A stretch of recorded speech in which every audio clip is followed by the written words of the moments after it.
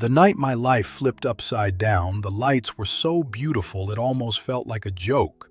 Soft golden bulbs hanging from the ceiling, white tablecloths, a big banner that said, "Thank you for 38 years of service, Beckham." People were laughing, glasses clinking, music playing in the background. It felt like the whole city had come to say goodbye to my working years. I stood near the front, shaking hands, smiling till my cheeks hurt. "You're a legend, Beck. You saved this grid more times than we can count. We'll never have another guy like you." Ha ha ha! I laughed with them, pretending I wasn't tired to my bones. I'd spent nearly 4 decades climbing poles, fixing lines in storms, freezing on night shifts just so people could keep warm inside their homes. I was proud of that, you know? Proud in a quiet way.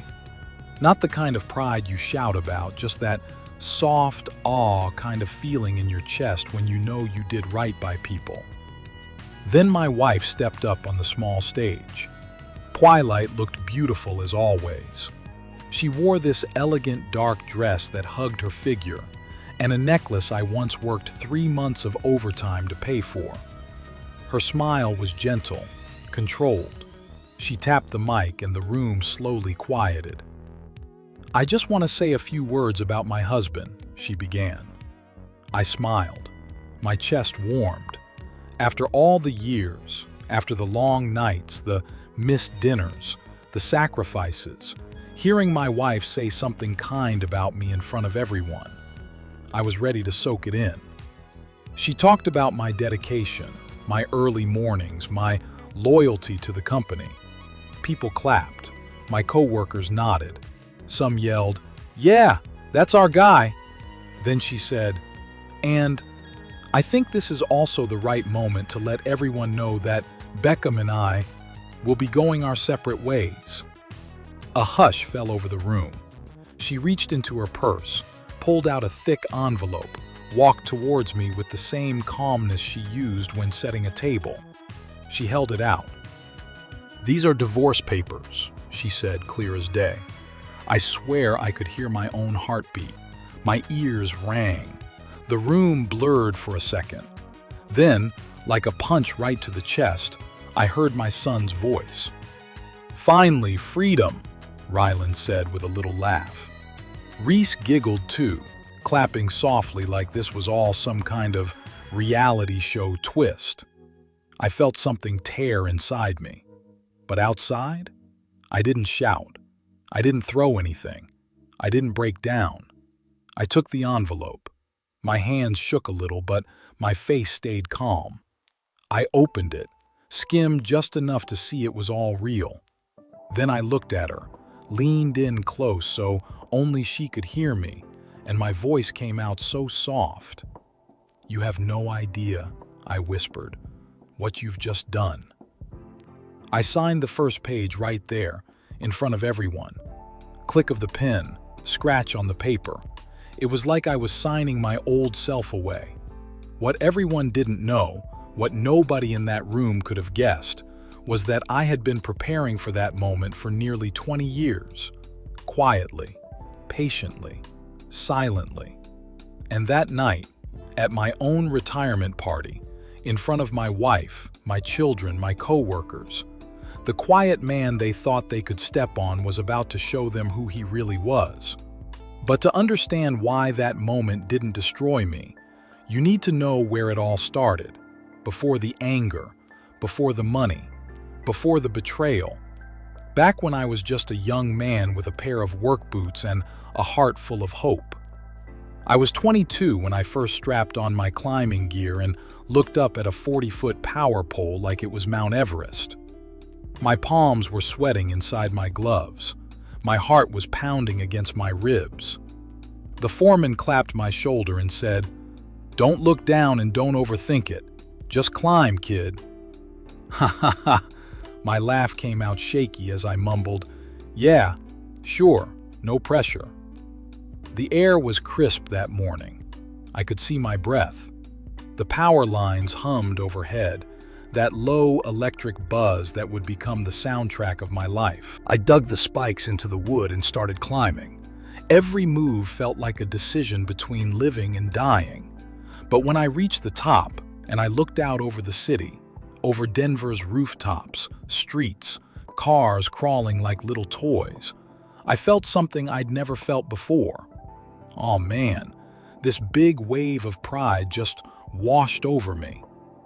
This is it, I thought. This is what I'm meant to do.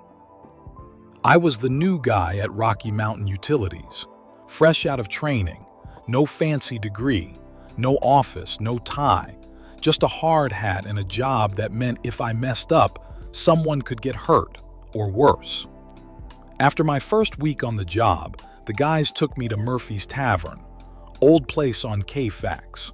Smelled like beer, smoke soaked into the wooden walls, jukebox always half broken, neon signs flickering. It was loud, crowded, warm. The kind of place blue-collar guys went because nobody judged them for the grease under their fingernails. That night, she walked in. Piper Morrison. She stepped through the door like she was stepping onto a stage. Tailored blazer, white blouse, heels that clicked on the floor like a rhythm. Blonde hair falling over her shoulders. She didn't look like she belonged there, but somehow she owned the room instantly. I tried not to stare, but yeah, I absolutely stared. I probably looked like some stunned puppy. She glanced over, caught me looking, and instead of rolling her eyes, she smiled. She walked straight to the bar, right next to me, and said, "You're the new lineman, right? I've been seeing your crew up and down K-Fax all week." I stuttered, yeah, I'm Beckham." "Piper," she said, extending her hand like we were doing a business deal. "I work downtown in marketing. Boring stuff. You're probably having a more exciting time climbing power poles than I am writing slogans." We talked for hours. About work, about dreams, about the city. She talked about campaigns, billboards, clients. I talked about transformers, circuits, storms. It sounds ridiculous now, but in that moment we were just two young people trying to sound like we had our lives figured out. She was polished, educated, sharp. I was rough around the edges and still figuring out how to budget my paycheck so it lasted till the end of the month. And yet, she looked at me like I mattered. That night, when I walked back to my old beat-up truck, the cold air hit my face, and I let out this goofy little laugh. Aw man, I felt like I just touched something magical. I had no idea that moment would define the next 35 years of my life. I thought I'd found the love of my life that night. I didn't realize I had also met the person who would one day test my very sense of worth. We started seeing each other regularly after that. Coffee downtown on my days off. Dinners at places I couldn't pronounce. Museums where I felt underdressed, trying not to touch anything. She'd show up in sleek dresses, perfect hair, the faint smell of expensive perfume, and I'd show up in my best shirt, the same one every time if I'm honest. She'd talk about art, branding, corporate culture, and I'd try to keep up, nodding along, sometimes laughing at myself. One night at a tiny Italian restaurant, I made some joke about mispronouncing gnocchi, and she laughed so hard she wiped a tear from her eye. Ha ha ha, that sound. I would have done anything to keep hearing that laugh. Her world was so different from mine. She liked weekend ski trips. I'd never been skiing in my life. She liked wine tastings. I was a beer from the bottle kind of guy. She liked designer stores with sales that still cost more than what I paid for a month of rent back then. I worked extra hours without even thinking twice. Overtime? Sure. Storm duty? I'll go. Night shift? Sign me up. Every extra dollar felt like a step closer to her world. I was stupidly in love. After 3 years of dating, I bought a ring. Took months of saving. No vacations. No new clothes. I ate cheap meals and skipped nights out with the guys. I went back to Murphy's Tavern, asked the bartender for the same corner table we'd sat at the first night, and when she walked in, my heart almost punched through my ribs. I dropped to one knee. My voice shook. "Piper, will you marry me?" She put her hand over her mouth. Tears filled her eyes. "Yes," she whispered, then louder. "Yes." She wrapped her arms around my neck, laughing and crying at the same time. I laughed with her, that kind of shaking laugh you can't control. For a moment, the whole world shrank to just her and me. But a week or so later, I told her, very nervously, "Before we get married, I want us to sign a prenuptial agreement." She blinked, then she laughed. Not the sweet laugh, a sharper one. "A prenup? Beckham, come on," she said. "What are you protecting? Your work boots? Your toolbox? That old truck of yours?" It stung. It felt like someone had poked my heart with a knife. I swallowed hard and said, "It's not about what I have now. It's about what we might build, just to keep everything clear, fair, and clean." She rolled her eyes. "You're overthinking it. We're going to be together forever." But eventually she shrugged. "Fine. If it helps you sleep at night, I'll sign your little paper." We sat in a prenup across the desk. Simple document. What's yours stays yours. What's mine stays mine. Separate property remains separate. Piper picked up the pen and signed without even reading more than a line. "This is silly," she chuckled. "We're going to grow old together anyway." I believed her. I thought that prenup was just paperwork. I didn't realize it would become the shield that saved me when everything else fell apart. We didn't have a grand wedding. It was small, family, a few friends, some co-workers. I wore a suit that didn't quite fit right.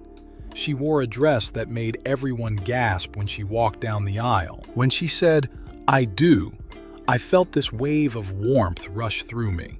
Oh man, I was sure we were set for life. A couple of years later, our son, Ryland, was born. I still remember his first cry, tiny, angry, loud. I laughed through tears saying, "That's my boy." Piper was sweaty and exhausted, but when she held him, she glowed. I kissed her forehead and whispered, "I'll take care of you both, I promise." And I meant it. I picked up every extra shift. Snowstorms? I was there. Holidays? I volunteered. Nights where I'd drive past houses full of people sitting around a warm dinner table while I was out on a pole in freezing wind, fingers numb, face stinging, and all I could think was, this is for them, for my family. 3 years later, our daughter Reese came along. She was different from day one, curious, clingy in the sweetest way. She'd toddle behind me, tugging at my pant leg, asking, "Daddy, where are you going? Why are you leaving again?" "I'm going to keep the lights on, sweetheart," I'd say, kneeling down, giving her a hug. Somebody has to do it. Those little arms around my neck. I can still feel them. Those early years were golden. I'd come home covered in dirt, grease, and sweat. I'd barely step inside and hear two little voices shout, "Daddy's home!" They'd run to the door, crash into my legs. I'd scoop them up despite being exhausted. We had a small house, nothing fancy, but it was ours. Piper stayed home with the kids for a while, and I loved that. I loved knowing my work allowed her to do that. It made all the overtime worth it. If you looked at us from the outside back then, you'd say we were a happy, normal family. But slowly, almost invisibly, something began to change, and I didn't see the danger in how it started. Kids grow up. By the time Ryland hit around 10, things started feeling off. His friends' dads wore suits. They drove shiny sedans. They worked in offices with coffee machines and conference rooms. They looked important. I came home in stained uniforms and steel-toe boots. One day he asked, "Dad, why don't you work in an office like Tommy's dad?" I chuckled softly. "Because somebody has to do the real work," I said. "Somebody has to keep the power on so the offices can even function." He nodded, but his face said he wasn't convinced. Piper changed too. The way she talked about me at gatherings shifted. Early on, she'd say, "This is my husband. He's an electrical lineman. He keeps the grid running." There was something proud in her voice. Later, it turned into, "He works in utilities." Vague, safe, sanitized. At first, I brushed it off. Maybe she just didn't want to explain. Maybe she thought people wouldn't understand. But then I saw the look in her eyes whenever someone's husband mentioned being a lawyer, doctor, accountant. It was admiration. I didn't get that look. When the kids had friends over, they'd make sure I'd already showered and changed. "Dad, can you, not be in your work clothes when my friends come?" Ryland asked one day, scratching his neck, avoiding eye contact. Reese once said, "Dad, can you park in the garage when my friends are coming for a sleepover? I don't want them to see the truck. It's, loud." Aw, those words didn't just sting. They sank, deep. I smiled and said, "Sure, honey," like it didn't bother me. Then I went to the garage, closed the door, and just sat in the truck for a minute, swallowing down this heavy feeling in my throat. By 2003, I couldn't ignore it anymore. At a school event, I heard a kid ask Ryland, "What does your dad do?" He shuffled his feet and muttered, "He's in, utilities, just some city stuff." Not, "He keeps the city going during storms." Not, "He climbs power poles and saves people's power." Just city stuff. That night, lying next to Piper, staring at the ceiling in the dark, I felt something inside me crack. My mind replayed every time they'd looked embarrassed, every time Piper skimmed past mentioning my job, every time the kids avoided introducing me properly. I realized something brutal. My own family was ashamed of me. That night, I could have let bitterness swallow me. Instead, I quietly decided to change everything, not to impress them, but to protect myself from ever feeling that small again. The next Saturday, Piper took the kids to the mall. "We're going back to school shopping," she said cheerfully. "You coming?" I lied. "I've got some work stuff to sort out. You go ahead." When the door closed and the house fell quiet, I grabbed my keys and drove downtown. Not to the bar, not to a buddy's place, to the Denver Public Library. Sounds dramatic, I know, ha ha ha. But that building changed my life.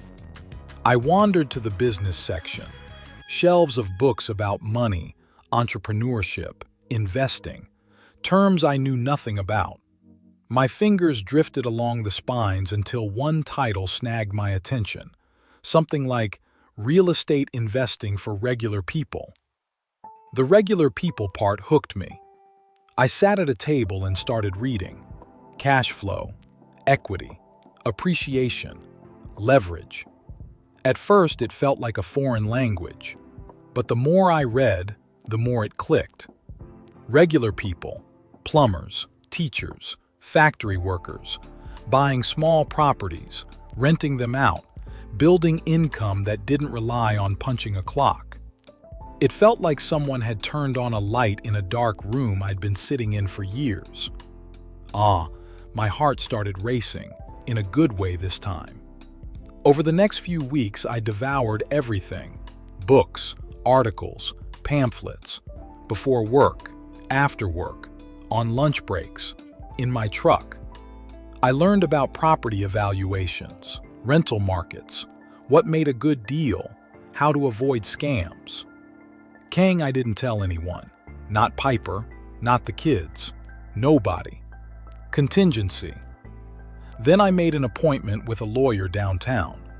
Office smelled like leather and coffee. Shelves of law books, certificates on the wall. The kind of place that would have impressed Piper. "I want to start a real estate investment business," I said. My voice trembled a little.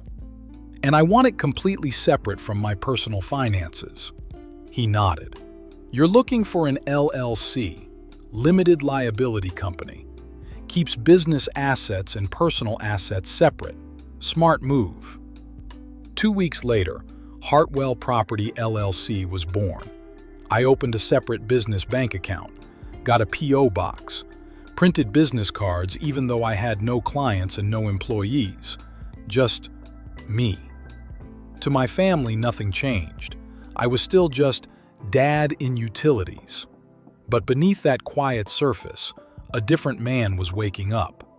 I had a business, a name, and a burning determination. All I needed now was a first property, and that would test every ounce of grit I had. Finding that first property wasn't easy. I drove through neighborhoods for months, on evenings, on weekends. While the kids thought I was working overtime or grabbing a beer after shifts, I was slowly learning the streets not as a lineman, but as an investor. Old houses with sagging roofs, duplexes with peeling paint, fourplexes with weeds taller than the windows. Many were disasters. Some were maybes. Then one spring afternoon in 2005, I saw it. A beat-up duplex in Lakewood, yard overgrown, paint flaking off the sides, old rusty mailbox hanging crooked, half the windows fogged from broken seals. It looked tired, forgotten, but to me, it looked like potential. The seller was desperate. The housing market was shaky. The asking price was already below what similar properties had sold for. I ran the numbers 3 times. Even conservatively, if I fixed it up and rented both units, it would pay for itself and then some. My hands shook a little when I made the offer through the LLC, lower than asking. I held my breath for days. Then the call came. "They've accepted your offer, Mr. Hartwell." I said, "Great," as calmly as I could. The moment I hung up, I let out this raw laugh. Ha ha ha, half joy, half terror. "What did I just get myself into?" I whispered. For 6 months, the duplex became my second home. I'd work all day for the utility company, climb poles, fix lines, get home late, change clothes, then drive straight to the duplex. Paint on my hands, caulking in my hair, knees sore from crawling under sinks. I learned drywall, basic plumbing, how to lay laminate flooring by watching tutorials and messing up until I got it right. Sometimes I'd get home past midnight.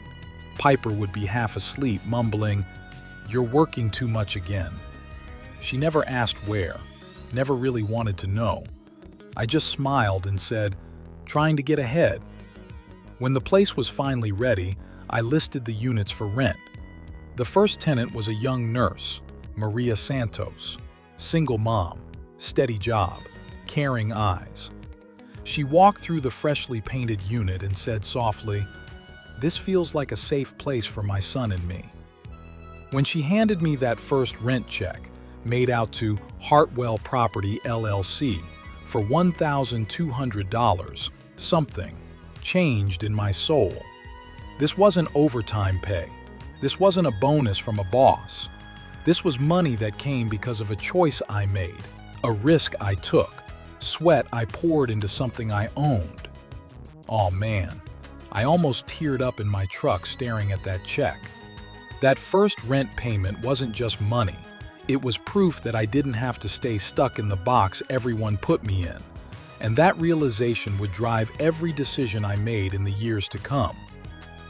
From 2005 to 2009, that duplex became my classroom. I learned how to screen tenants properly, how to clean calm when a water heater exploded on a Sunday morning and flooded half the unit. Ha ha ha. I remember standing ankle-deep in water thinking, so this is what being a landlord really means. But I got through it. Every challenge became another skill. Then the financial crisis hit. 2008. People losing homes. Foreclosure signs everywhere. News anchors talking about market crashes. Everyone panicking. But from the lens of someone educated by library books and late-night research, I saw something else. Opportunity. Banks didn't want empty houses. They wanted them gone. Fast. Cheap. I started driving through neighborhoods after storms, after work, on Sundays, looking at bank-owned properties. I made low offers through my LLC. Sometimes they said no. Sometimes they countered. Sometimes, to my surprise, they accepted almost immediately. A small ranch here, a townhouse there. Each one beat up. Each one needed repairs. Each one became another project. Another weekend covered in dust and sweat. Another night coming home late. At the dinner table, Piper would sigh, "You're never here anymore." The kids, now teenagers, barely looked up from their phones. As long as the money flowed, they didn't ask how. By the end of 2009, I owned 4 properties. They brought in nearly $4,800 a month in gross rent. After expenses, about $2,800 net, on top of my lineman salary. I had become something nobody in my family knew, a quietly growing multi-property owner. But at home? Nothing changed in the way they spoke about me. At school events, I was still just in utilities. At family gatherings, Piper still steered the conversation away from my work. The kids still tried to avoid me meeting certain friends. It was like my entire second life. This empire I was slowly building didn't exist to them. Like I could sweat, bleed, hustle, and they'd still only see the dirt under my nails. You'd think becoming more successful would win their respect, but sometimes people can't see beyond the story they've already written about you. And that's when things get dangerous. Between 2010 and 2015, my 2 lives split further apart. On one side, there was the man who climbed poles, answered calls during storms, showed up early to shift briefings, a dependable lineman, same old Beckham. On the other side, there was the quiet investor, the man who studied spreadsheets late at night, negotiated with banks, reviewed tenant applications, talked to brokers, and slowly accumulated more property. Property number 5, then 6, 7, 8. By 2015, Hartwell Property LLC held 8 doors generating around $15,000 in rent monthly. After expenses, taxes, and reserves, I was still clearing about $8,000 to $9,000 a month. I checked my net worth one night. I added it up by hand. House equity, savings, property values. I leaned back in my chair, letting out a sharp, unbelieving laugh. I was quietly a millionaire, me, the utility guy. But if you had walked into my home, you'd never guess it. Clang Ryan was in college, then medical school. "Dad, I need $3,000 for applications," he'd say. "It's a lot, I know. You probably don't have that kind of money, but maybe you can try to help?" I wrote the check without argument. "Dad, I need $5,000 for this special course. It's really important." Again, he said it like I'd be lucky to be included in his journey. Reese needed money for extracurriculars, trips, gadgets, clothes. "All my friends' parents are paying for this," she'd say. "I don't want to be the only one who can't go." I paid. Every time. They never asked, "Dad, can you afford this?" They never said, "Thank you."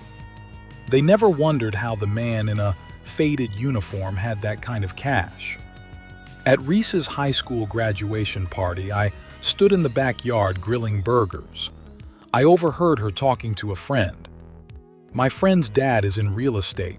He owns a bunch of properties. That's where the real money is. Imagine how cool that must be. I stood there, spatula in hand, flipping burgers, quietly owning more properties than the man she was admiring. My throat tightened. I bit the inside of my cheek so I wouldn't say anything. They loved the benefits of my work. They loved the car I bought for them, the tuition I funded, the trips, the clothes, the phones. But they didn't love or respect the man who provided it. And when people take and take without respect, something in the giver either breaks or wakes. In my case, a sleeping giant was stirring. If 2015 to 2021 had a name, I'd call them the split years. On paper, they were my strongest years. By then, I was buying property with confidence. I knew how to spot a good deal. I wasn't scared to walk away from a bad one. I refinanced some units when interest rates were low and bought more. An old triplex here, a modest apartment building there. By 2021, I owned 12 rental units across the city and suburbs. Total portfolio value? Around $3.2 million. Total monthly rent? Around $22,000. Expenses, mortgages, maintenance, vacancy, all accounted for. And I was still making more in passive income than many people made in a year. And that's not counting my utility job. But at home, I could have been a ghost. Rylan called less to talk and more to request. Dad, I need $8,000 for a conference. It's a huge networking opportunity. I know you care about my future. No question mark, just a statement. Reese, pursuing her business degree, needed funds for networking trips, professional wardrobes, leadership retreats. She'd say, all my classmates' parents are supporting them. I don't want to be the odd one out just because my dad works in utilities. That one hurt like a punch. Piper started changing too. Around 2018, she became obsessed with her appearance. Gym memberships, spa days, hair appointments, new clothes. I deserve this, she'd say. I've sacrificed too. The grocery list got shorter. The beauty appointments got longer. At family dinners, the kids would talk about their friends' parents, surgeons, CEOs, tech founders. Festive stories. Admiration dripping from their voices. Not once did they say, my dad owns 12 properties, or my dad built his own company out of nothing. When I spoke, they listened politely, then shifted the topic back to their own world. Sometimes, I'd be in the living room fixing the Wi-Fi and one of them would say, Dad, when you're done, can you also take the car in for service? Like I was the live-in handyman. I'd go out to the yard to clear my head and think, how am I the one they're ashamed of, when everything they have came from these hands? But as the money grew, the respect shrank, and eventually something had to snap. And it did. Just not in the way people expected. The year everything snapped. At first, it was small things with Piper. She joined a new gym, no big deal.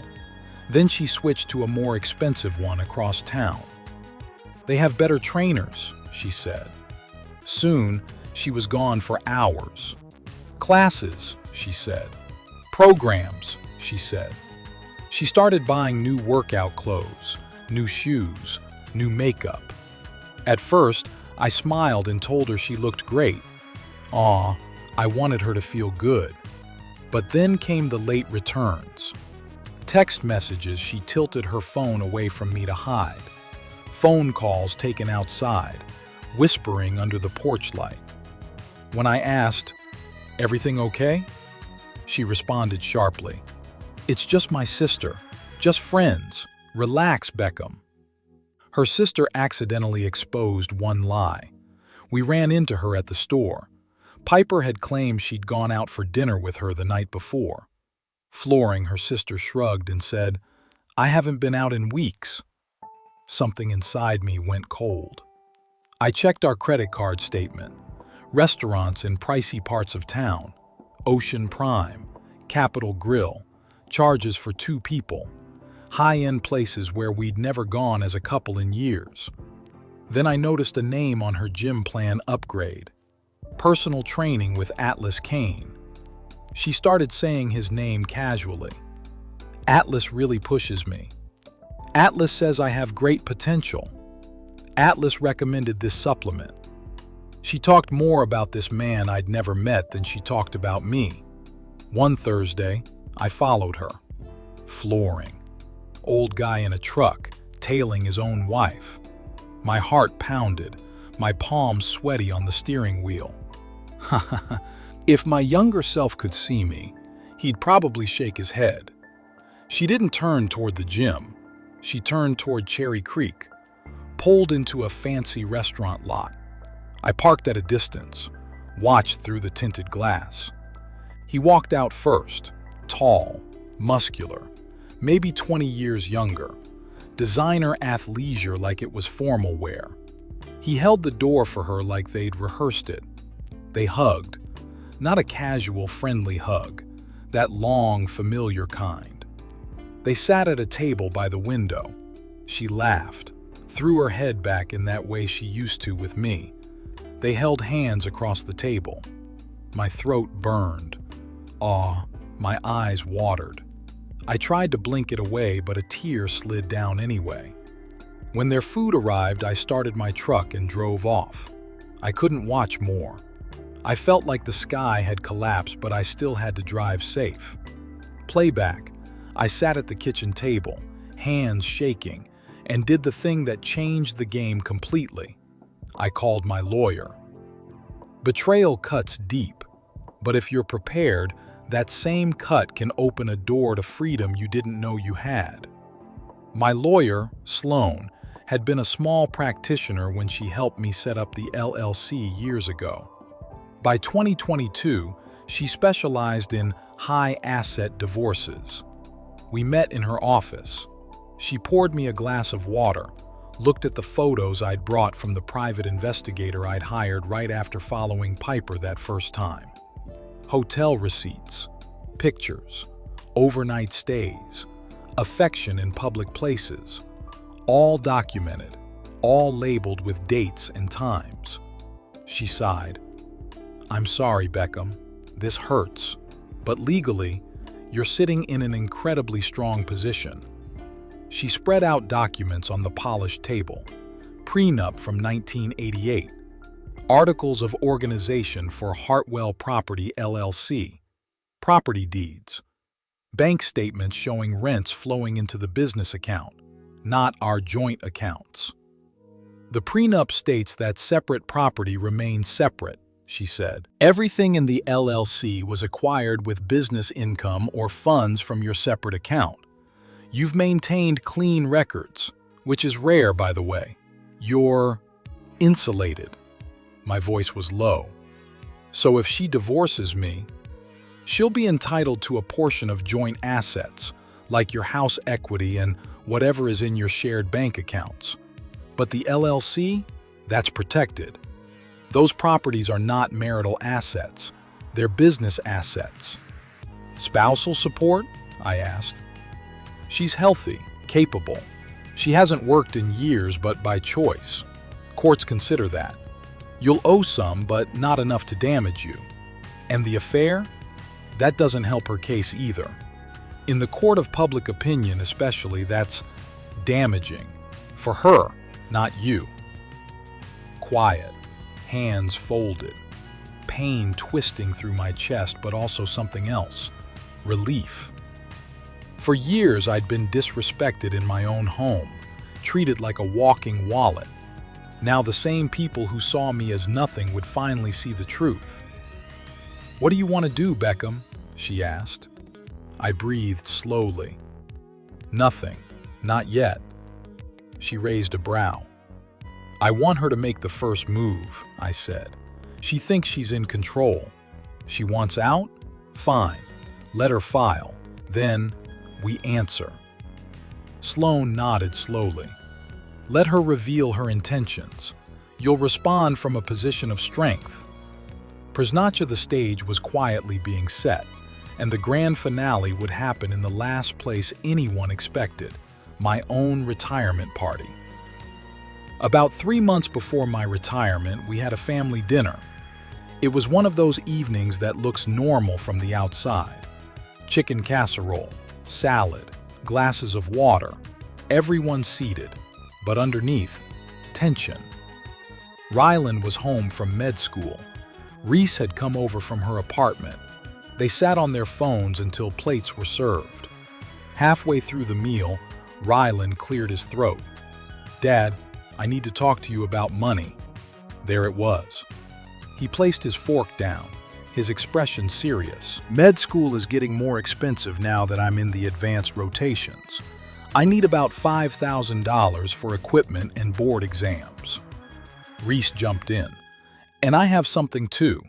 There's this boutique fitness franchise opportunity. I need $3,500 as my initial stake. It's a huge chance to get in early. It could be life-changing. They spoke like they were presenting proposals to a board. My board. Me. The walking cash dispenser. That's $8,500, I said quietly. Rylan nodded. It's a lot, but you've always supported our education. This is just the next step, an investment in us. Reese added, trying to sound sweet but sounding entitled instead. We know you probably don't have that kind of money just lying around, but maybe you could get a small loan or use some of the house equity. House equity. My chest tightened. They were casually suggesting I mortgage my home for them. Before I could respond, my phone rang. I almost ignored it, but the caller ID was from my property manager, Jennifer. I answered, "Hey, Jennifer, what's up?" Her voice was slightly loud in the quiet dining room. "Mr. Hartwell, great news.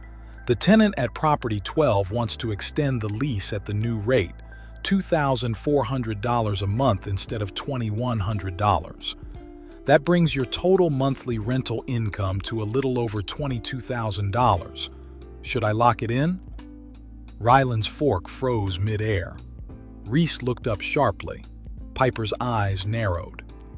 I kept my tone casual. "Yes, lock it in. And thank you. We'll go over the updated numbers tomorrow. Congratulations again on your upcoming retirement," Jennifer added warmly. "You've built something really impressive." Knocking up, the table was silent. Rylan cleared his throat. "Dad, what was that about?" "Work stuff," I said, taking another bite of chicken. Reese pressed. "That didn't sound like utility work. That sounded like business.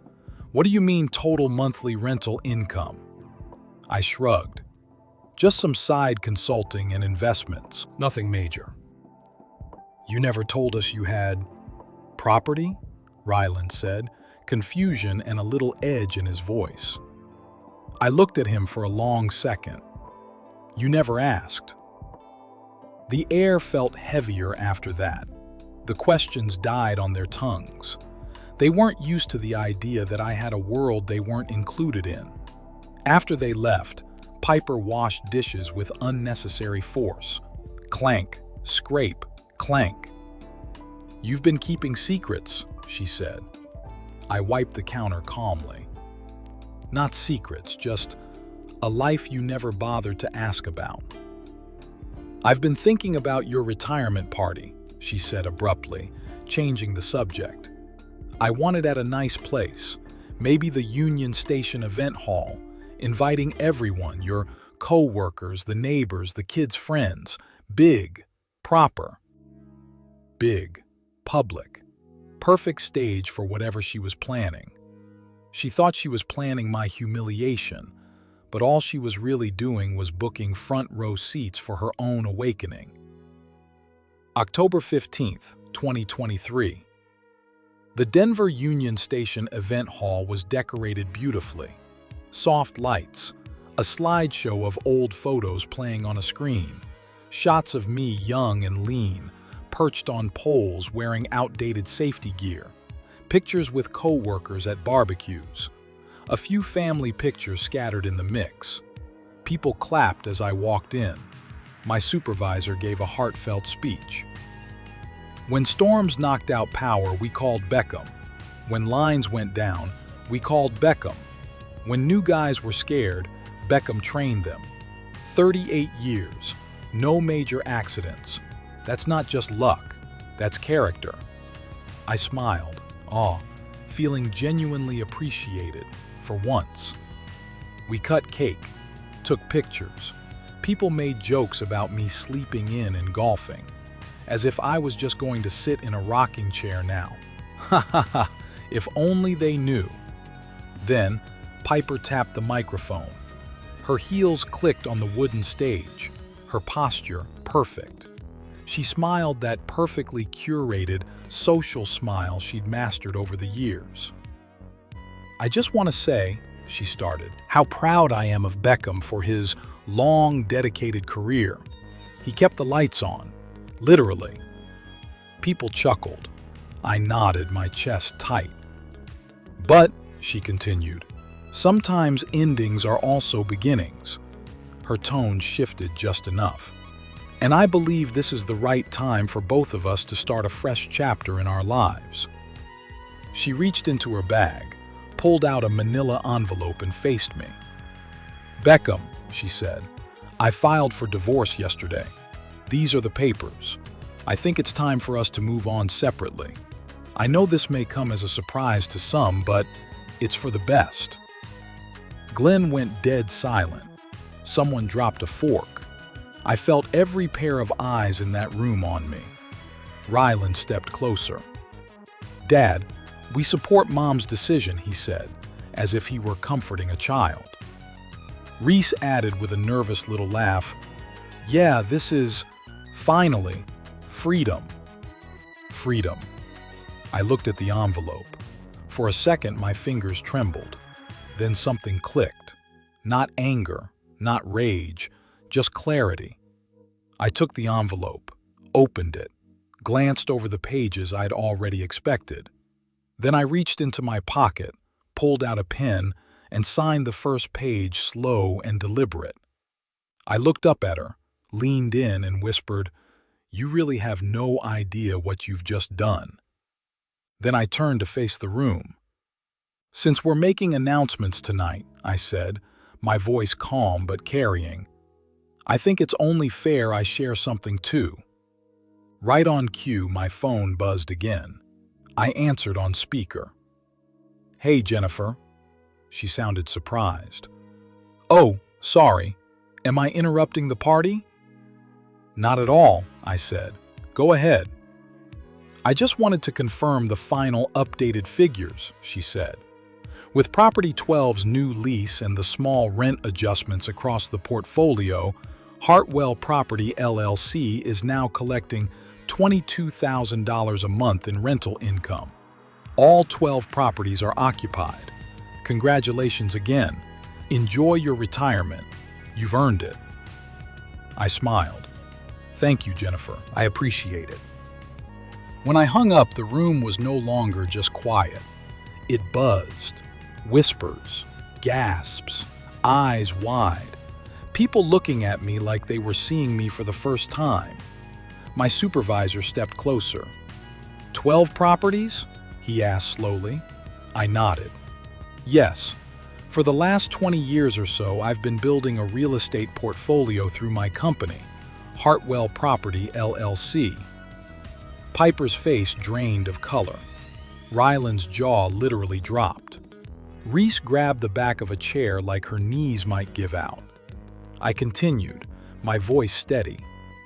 "Everything is owned by the LLC, bought with separate funds from the business account, carefully structured by a very good attorney I've known for a long time.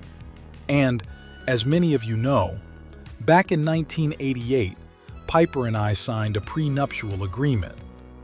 I pulled out a folded copy from my jacket. "This little document," I said lightly, "states that separate property remains separate." I took the divorce papers and signed the last page with a flourish. "So, with that in mind, Piper will receive what she is legally entitled to." I looked at her directly. "Half the equity in our marital home, half of what is in our joint savings." I paused. "That adds up to around $24,000 in total." Someone in the back choked on a drink. Then, calmly, still looking straight at her, I added, "I'm sure Atlas will be thrilled about that." Her eyes went wide. Her carefully staged confidence shattered. There were actual audible gasps in the room. A couple of people turned and looked toward the exit where a tall, athletic man who'd been hovering in the back quietly slipped out the door. I let the silence sit for a moment. Then I said, "For 38 years I worked 2 full-time lives, one that everyone saw, up on the poles, in the snow, in the rain, and one that nobody cared to ask about, where I built a business, a fortune, quietly. Tonight wasn't supposed to be my humiliation. It just turned into my graduation." The party didn't end with applause or a cake cutting. It ended with shattered illusions and the slow, painful beginning of everyone learning who I really was. The party faded out awkwardly after that. People came up to me, shaking my hand harder than before. "Why didn't you tell us? You did all this on the side? Man, that's incredible." Some of the guys from work looked at me like I'd grown another head. Ha ha ha, in a good way. Others avoided Piper. They didn't know where to look. She tried to hold on to her composure, but you could see the cracks, the trembling hands, the too bright eyes, the tightened jaw. Atlas didn't come back. Within 6 months, the divorce was finalized.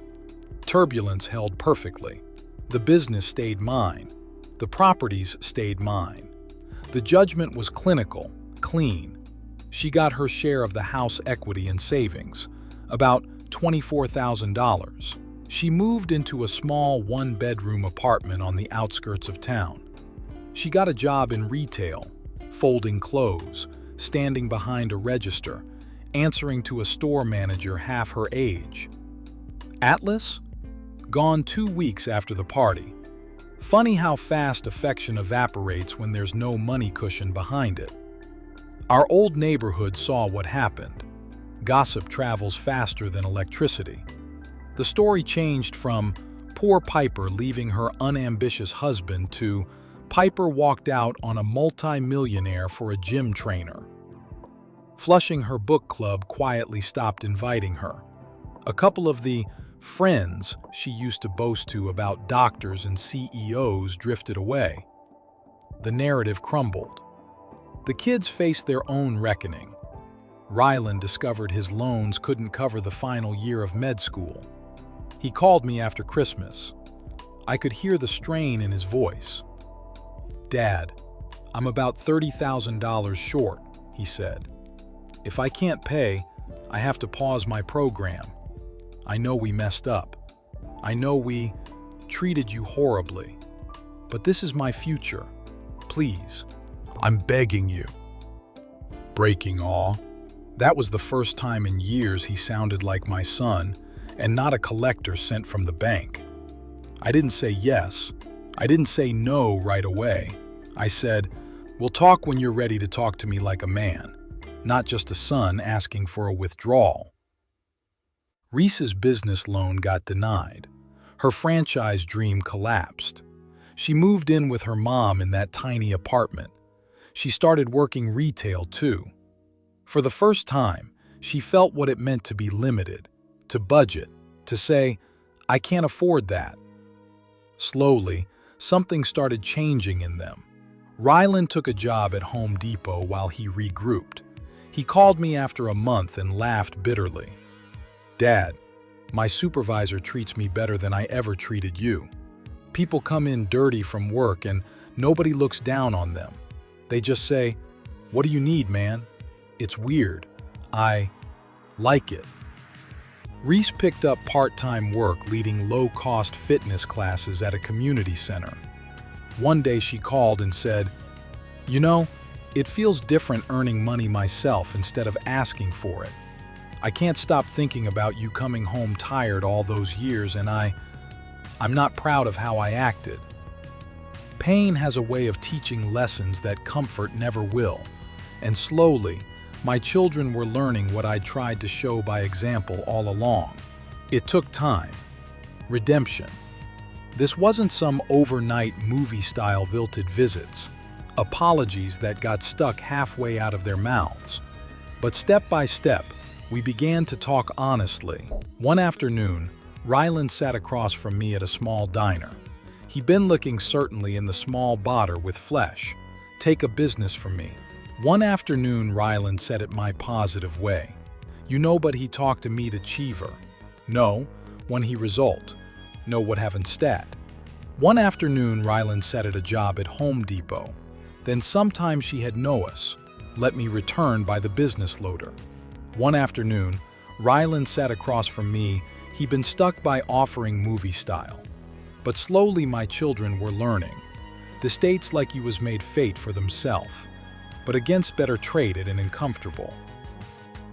One afternoon, Ryland sat at a movie return. We began to talk honestly with List, and slowly, we began to talk honestly with Medley. But step by step, we began to talk honestly with Will. One afternoon, Ryland sat across from me. Then sometime she was made fate for themself. The paper had any cold. We made sure with lates and what he was been given. Ryland said effect that we've in met a live. I love me. I don't know, you know. Genuinely, she come back to the time with Ryland, with cupped of a mean. Ryland she made talk for me. And slowly, we began to talk honestly with Will. And slowly, we began to talk honestly with Will. When I worked out this dad, it took time. One afternoon, Ryland said it treats me with Liff. This was the first time. This was just a way that I would talk to me. And slowly, we began to talk honestly with Will. Like you go. Ryland she made talk to me. Ryland said it said me. So try to be share with Ryland. Started by the cooled. We began to talk honestly with Will. Genuinely, Ryland she considered to talk to me. And slowly, we began to talk honestly with Will. She called in day at a small diner. Ryland sat across from me at a small diner. He stirred his coffee for a full minute before speaking. "Dad, I'm sorry," he said finally, "for the way I talked about your job, the way I treated you. I thought success was suits and offices and titles. I never saw all of this." He gestured to me, but he meant my whole life. I smiled softly. "Took you long enough," I said. "Ha ha ha," he laughed too, a little embarrassed, a little relieved. He said, "I don't think I want to be a doctor anymore. Not like this. Not with this much debt. I want a skill I can take anywhere, something real, like what you did." It floored me. "Are you sure?" I asked. He nodded. "Yeah, I already enrolled in an electrical program, the same trade. I want to work with my hands. I want to walk into a storm and know I can fix something that matters, like you." Oh man, that one broke me. My eyes burned. I looked away so he wouldn't see how emotional I got. Reese eventually opened her own small studio, not some fancy franchise funded by Dad's money. A small rented space she paid for by teaching extra classes, saving tips, cutting her own luxuries. She came to me one day with a folder. "I want you to look at my business plan," she said. "Not as a bank, not as a wallet, as someone who knows business because you clearly do." She went through expenses, projected income, marketing ideas. I listened, nodding. When she finished, I smiled. "This is good," I said. "You really think so?" she asked, eyes hopeful, voice trembling just a little. "I do," I said, "and I'm proud of you for building it yourself." Forbidden a tear. "I wish I'd understood earlier what you were doing all those nights. I just thought you didn't want to be home." "You were the reason I worked so hard," I said softly. "All of you were. I just never demanded you see it." I got the respect I deserved, but it came wrapped in years of pain and lost time, and that's the part I don't want you to repeat. Today, I'm retired from the utility company, but I'm not retired from life. Kang Moses mostly run themselves with the help of managers. I still look over reports, still double-check numbers, still show up at a unit now and then just to remember where I came from. Oh, I still love the smell of fresh paint in a renovation. I do small consulting sessions now. Older folks call me and say, "Beck, I'm tired of just scraping by. How did you do it?" And I sit with them and tell them the truth. No magic, no shortcuts, just discipline, learning and not telling everyone your every move. I get respect now, from strangers, from neighbors, from other investors, from younger tradesmen who see me as proof that a man in work boots can also be a millionaire. But if I'm honest, the respect that means the most came late, from my own kids, from the people who once rolled their eyes at my uniform. My ex-wife still works retail. She passes by neighborhoods where my properties stand tall. She probably doesn't know which ones are mine.